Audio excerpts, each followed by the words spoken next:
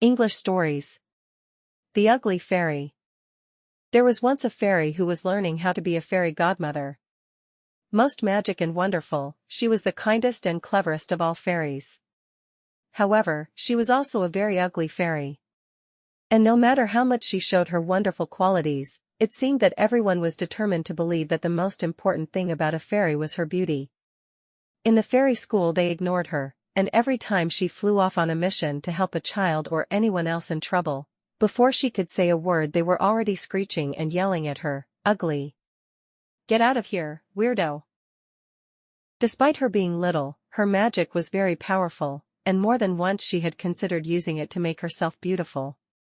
But then she remembered what her mother had always told her, "My dear, you are what you are, warts and all, and never doubt that you are this way for a very special reason." But then, one day, the witches of the neighboring land invaded and destroyed the country, putting all the fairies and wizards in prison.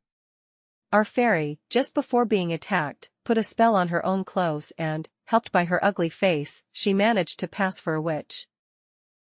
That way she was able to follow the witches back to their den. Once there she used her magic to prepare a big party for everyone, decorating the cave with bats, toads, and spiders. The music was provided by a pack of howling wolves. While the party was in full swing, the fairy hurried off and set free all the fairies and wizards who had been imprisoned. When all of them were free, they worked together on one big spell which succeeded in trapping the witches inside the mountain for the next 100 years. And for the next 100 years, and more, everyone remembered the great bravery and intelligence of the ugly fairy.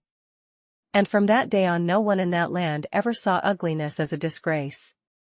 Whenever someone ugly was born, people were filled with joy, knowing that for that new person great things lay ahead. The moral of The Ugly Fairy is that true beauty and worth are not determined by outward appearance, but by inner qualities like kindness and goodness.